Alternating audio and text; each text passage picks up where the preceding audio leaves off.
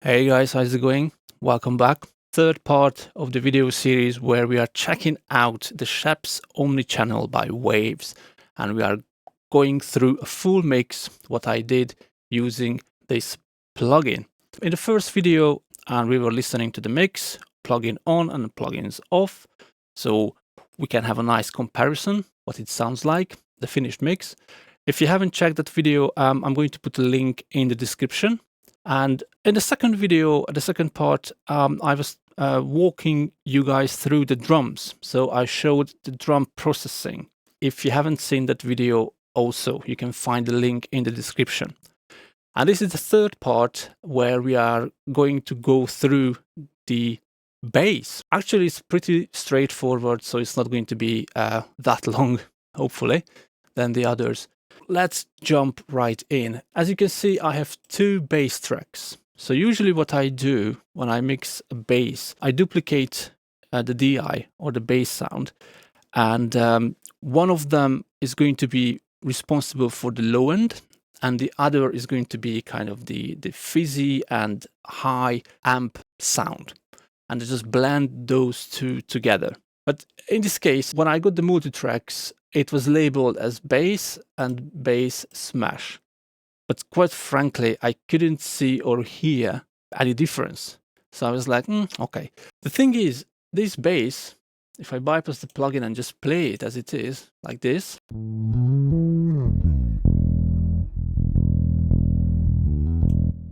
So yeah, it's very low and heavy.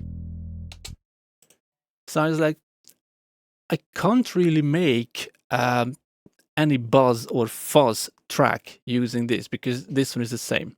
I was like, okay, let's try something different this time. So I just put these two together and I just opened a Scheps Omni Channel on the bass bus. So basically both of those bass tracks going into this. And this is the only thing I did. So I didn't high pass or low pass on the individual tracks, everything, both of them coming here. Now, let's walk through the settings, what I did. So obviously, saturation. This is the crush mode. It's really nice, full and fat saturation. I just rolled off everything below 45 Hertz because I just don't want to clash with the kick drum too much. And also, I just pulled down anything above 5000 Hertz. Not if anything left in there, because as I said, this bass tone is not really fuzzy and high tone, but just, as kind of safety measures, I roll everything off above that. And especially this song is kind of, this folk rock, kind of Americana, swampy stuff. I don't need a lot of fuzz and distortion, just a tiny bit, just to poke out in the mix so you can hear it. And also it helps to hear it, on smaller speakers. So for that, I boosted on the EQ around 1000 Hertz quite a lot, 18 dB, because as I said, there is not much in the original bass recording left above, I would say, 800 Hertz. So I really had to push it up to get something out of it. And then it's going into a fat compressor. If I play it, you can see the gain reduction.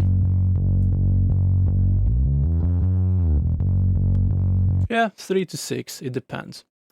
And also, I have this insert slot, which I mentioned in the first video, how it works. I added an extra compressor, but this time it's an opto. And it's just dealing with a 3 dB gain reduction. I kind of chained two compressors together. So I spread the load into two compressors. Just before the EQ and the compressor, before I forget, there was this de-esser, but I'm targeting around 200 Hertz. Basically, this de-esser is a dynamic EQ. And here I chose this kind of wider Q, and I have around 3 dB gain reduction. So if I solo out, this is what I'm taking out. This Kong, Kong, Kong. I don't want to suck it out completely. I just, taming a little bit. As I said, EQ, around 1000 Hertz, a lot. and also I boosted around 90 hertz with the proportional Q. So it's not a shelf, it's a bump around 90 hertz, just a few dB. It adds a bit of an extra low end. And after that, I used this limiter just to keep everything nice and tight. So there is no jumping in and out. To be honest, I could have used this slot here. If I wasn't using this compressor, I have the option to open any VST plugins here. That's why I added after. Okay, so this is what it sounds like before.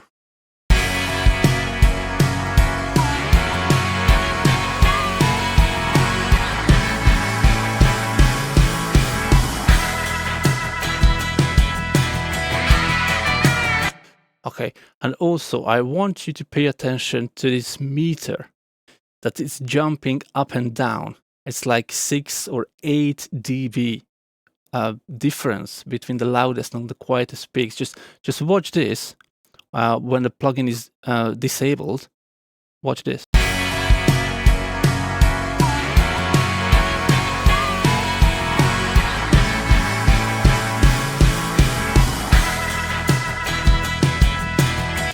It's like all over the place. But this is the least what you want to do with your bass guitar.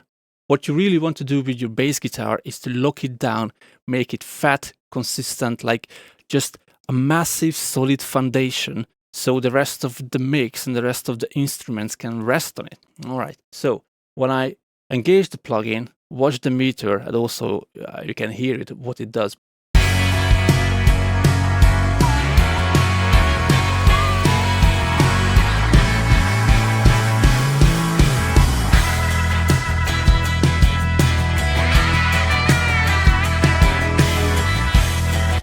Okay, so I'm just going to play the music. First, the plugin disabled, and then I'm going to, switch it on and off so you can hear the difference and also you can see in action the volume. First, without the plugin, and after a few bars, I'm going to enable it.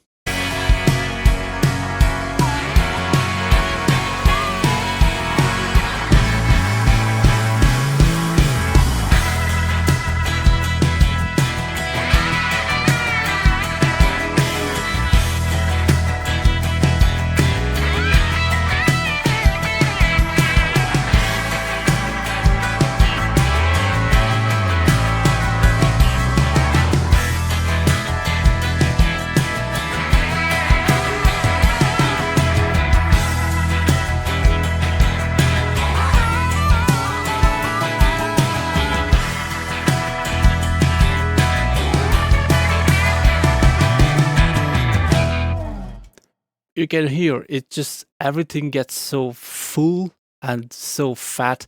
It's just like, filling up the space. Solid, juicy fat. I just love it. And I think this plugin did a good job to kind of creating that, obviously, with the limiter.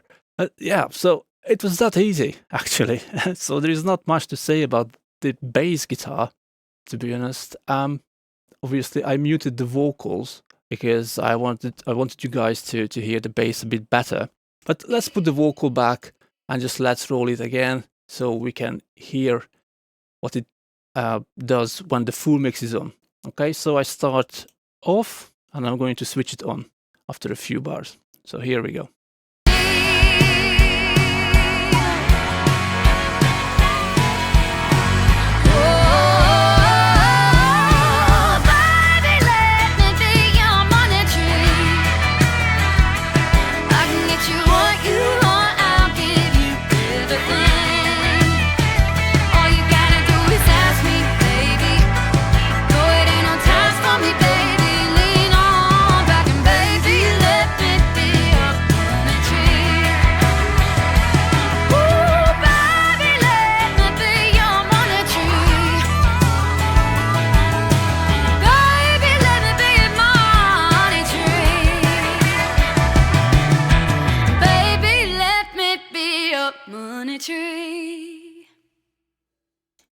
Yeah, nice. Maybe I could raise the volume a little bit, but I just don't want to destroy the whole thing. Anyway, as you may hear, that there is some automation is missing, because this is what I wanted to show, how I mixed the song using the plugin. Okay, so maybe at the end, when we went through all the tracks, maybe I can do an automation kind of a tutorial, just kind of show you guys how I do it, and when I do it, how I hear what needs to be automated. So yeah, this video, I just want to wrap it up. So that's the bass guitar, pretty simple, pretty easy. Again, these are the settings if you are interested. And yeah, you can check this plugin out. I think it's awesome. I really, really enjoy using it, especially on this mix. Okay, guys, so the next one is going to be guitars. And after that, we are going to go through this ear candy stuff, the slide guitar, harp, and organ together. And finally, we are going to check out the vocals. Okay, so stay tuned and thanks for watching. Take care.